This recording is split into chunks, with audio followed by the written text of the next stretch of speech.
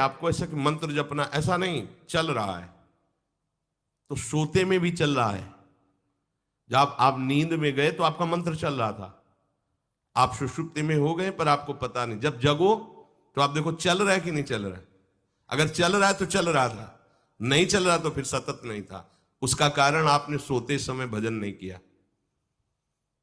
यह भी गुरु कृपा से पहले ही सिखा दिया गया था कि जब तक गाढ़ नींद ना आवे तब तक आसन में बैठ के मंत्र जप करो, जब आ जाए तो लेट जाओ, मंत्र का ही चिंतन करते हुए सो। तो वैसे प्राय उपासक जो भजन करते हो अनुभव करते होंगे, जगते ही मंत्र चल रहा है।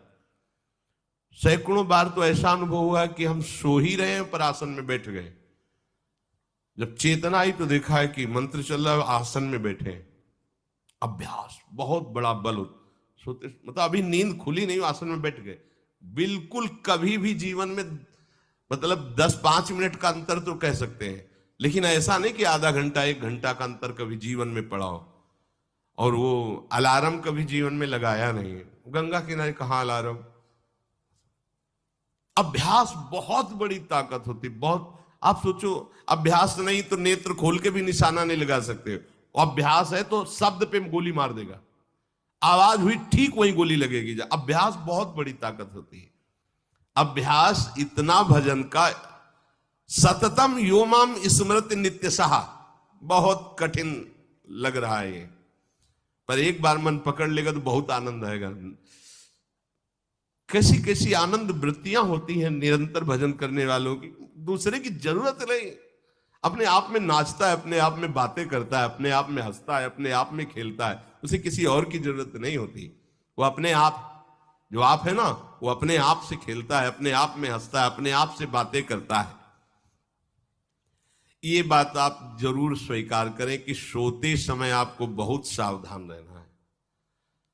और प्रायः गलती सोते समय करते हैं उपासक की, कोई प्रपंच की बात याद करते हुए या मोबाइल देखते हुए या कोई गंदी चेष्टाओं का चिंतन, आपकी रात बेकार चली जाएगी। अगर गंदी चेष्टा हो गई तो सुबह भी बेकार हो जाएगी, दिन भी बेकार हो जाएगा, निरुत्साहित हो जाओगे। सोते समय आपको समय नहीं देना व्यर्थ चिंतन का। उसी समय विषय चिंतन होता है, उसी समय विषय भोग की आकांक्षा जागृत होती, उसी समय विषय देखने की इच्छा होती। मोबाइल है तो जिस समय आप अपनी शैया पर जाएं स्विच ऑफ कर दें। उसमें मैसेज घंटी आने का कोई भी रास्ता मत रखें। मान लीजिए आप उपासक हैं भगवत प्राप्ति के, 30-35 वर्ष ये नहीं था तो सब मर नहीं गए थे। और बोले इमरजेंसी, जब इसकी 30-35 वर्ष से पहले इसकी कोई रचना नहीं थी, मुझे लगता है, क्योंकि 30-35 वर्ष में ही इसका विस्तार देखा है। नहीं तो कभी किसी के पास मोबाइल नहीं। कोई बड़े अधिकारी तो इतना बड़ा वो, इतना बड़ा वाला वो ऐसे रखते थे। नहीं तो मोबाइल तो हमें लगता है 30-35 वर्ष। तो फिर इमरजेंसी कैसे चलती थी, कैसे चलती थी इमरजेंसी? और आप ब्रह्मा हो क्या कि इमरजेंसी संभाल लोगे? स्विच ऑफ करो। जो सब इमरजेंसी संभालने के लिए तैयार, रात दिन न सोता है, वो हर समय जागृत रहता है, वो हमारा आराध्य देव है। स्विच ऑफ करो, चिंतन लगाओ श्री जी का। ये जो रात्रि के शयन के समय मोबाइल में इधर उधर दृश्य देखने हैं, अपने सर्वनाश का बीज बोना है। मान लो, हमारी प्रार्थना मान लो, ये उस समय मन आपको परेशान करेगा जब कमरे की सिटकिनी अंदर से बंद होगी। सबसे प्रार्थना है रात्रि के शयन के समय।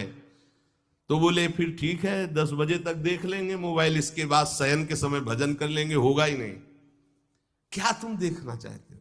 प्रिया प्रीतम के सिवा और कुछ क्या देखना चाहते हो?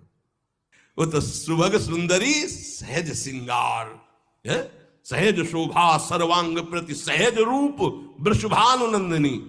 हमारी स्वामिनी जी की सुंदरता छुपाने के लिए आभूषण पहनाए जाते हैं, औरों को तो आभूषण सुंदरता बढ़ाने के लिए। यहां छवि के छिपाए बे को ऐसे के दास होके क्या देखोगे मोबाइल में?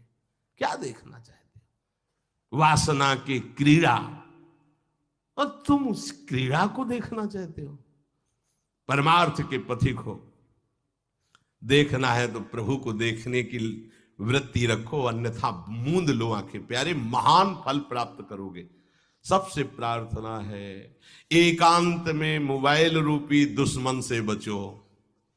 क्योंकि जब आप गंदी बात कहीं देखोगे तो आपके अंदर वैसे ही चिंतन बनेगा, वो ऐसे ही लगेगा मैं भी ऐसा करूं, मैं भी ऐसा भोगूं, मैं भी ऐसा देखूं। मान लीजिए आप, जब हमारे शास्त्र कहते हैं कि पशु पक्षियों के मैथुन को भी नहीं देखना है, अगर ऐसा एक बार दृष्टि पड़े तो मानसिक प्रणाम